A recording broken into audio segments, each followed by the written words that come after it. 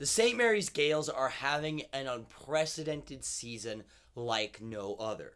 They're currently 21-4 on the year, undefeated in West Coast Conference play. Most of their conference games haven't been remotely close, and oh yeah, they just beat down their arch enemy Gonzaga on their home floor.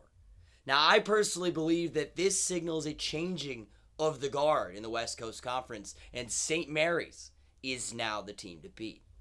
Here's 3 reasons why Randy Bennett and his St. Mary's Gales are the new kings of the West Coast Conference.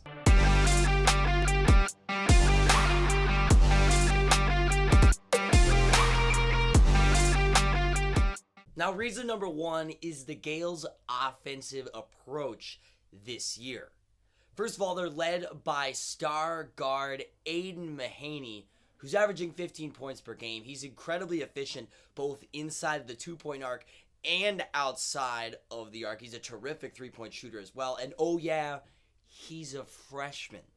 Mahaney is going to be an incredible player for the Gales if he sticks around. St. Mary's also has a solid center in the middle, 6'10", Mitchell Saxon, who's a reliable threat to score and rebound in the paint. Now, surrounding Mahaney and Saxon is a really, really good group of solid wing shooters. This team has the ideal setup for a college basketball team in terms of their roster. They've got a really, really talented point guard, obviously in Mahaney. They've got a solid big man center who can score in the paint. And they've got a ton of shooters on the wings who can knock down open jump shots.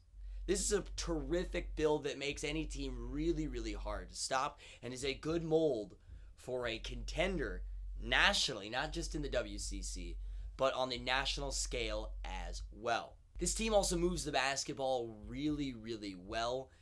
Their assist percentage isn't necessarily high, but however, when they need to, they can move the ball really, really well. They did so this past weekend against Gonzaga. Also, St. Mary's plays at a tremendously slow pace, and they're very, very efficient and methodical offensively. They're trying to get good shots, not great shots. Kind of reminiscent of those old Spurs teams that used to move the ball and pass up good looks for great ones. Now, on to reason number 2. But first, ladies and gentlemen, if you haven't already, please subscribe to College Hoops Tonight.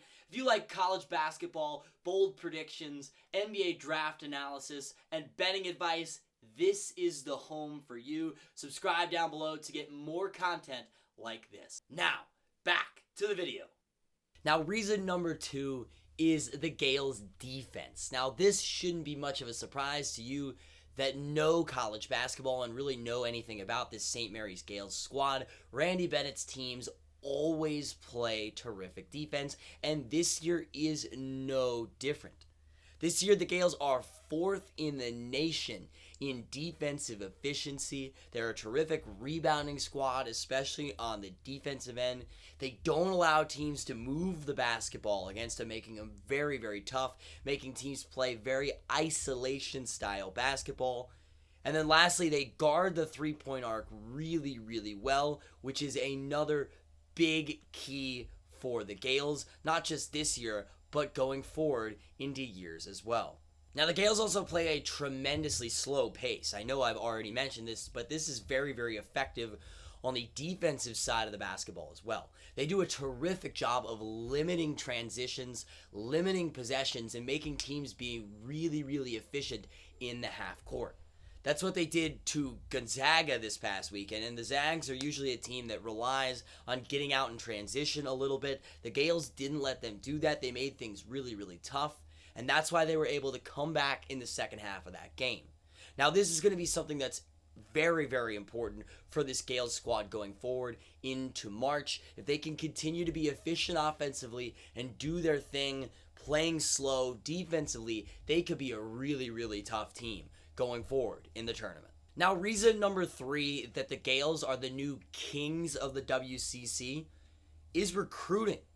Gonzaga is kind of on the downslope in terms of recruiting. It seems like the days of Gonzaga getting the top-rated players like Jalen Suggs or Chet Holmgren might be a thing of the past.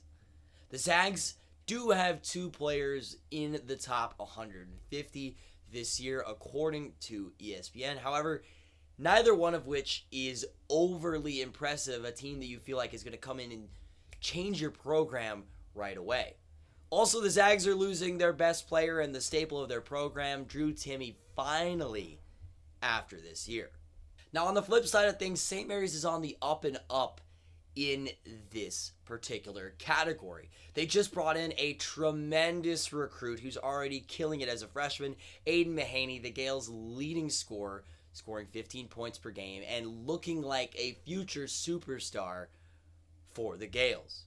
Now, this coming year, they've also got a top 100 recruit from this recruiting class coming in as well. 6'3" versatile point guard Jordan Ross, who could come in and help them right away to give the Gales some more guard depth.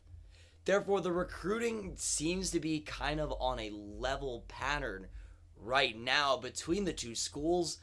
And if the talent is the same, because of play style and coaching, I would prefer the Gales over the Zags any day of the week.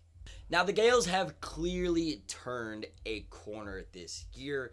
Their offensive improvement and their addition of superstar freshman Aiden Mahaney has clearly put them on the right track into what I believe to be the new kings of the West Coast Conference.